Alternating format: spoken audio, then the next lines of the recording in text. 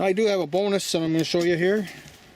What I want to do, I transplanted some Skirret. That is Skirret right there. And I transplanted some of this because I wanted to make these circle beds, and I put a bunch of them in the center of this circle bed, and I'm going to take it out now. And we're going to put it into a pot. And we'll leave the pot outside for now, but as everything freezes up, then I'm going to bring it in. And then what the experiment is how fresh will the Skirret be a couple months from now in that pot, in my basement. The Skirret doesn't last too long on its own. I guess we can leave that spring on there because this will probably pull right out of there. Yeah, see that? Look at that's just like it's really fresh right there. That is Skirret, and that's a lot of Skirret right there too.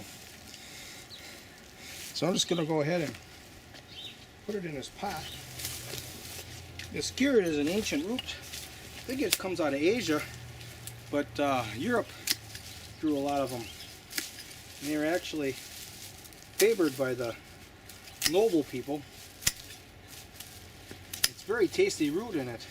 Man, it gets your system working real nice, if you know what I mean. And this is something that I'm highly valuing. I've been frying them with eggs in the morning. That's been my test of them, and oh man, I'm really liking them a lot. Now they don't store well, at least that's what I've read, and plus I do leave some out on the table for, you know, after a couple weeks they do kind of dry up pretty much, especially the thinner ones. So now that I've got them in this bowl of soil, or pot of soil, we'll see how long they last now. I'll pull some out of there, say a month from now. Probably can just pull one of these out.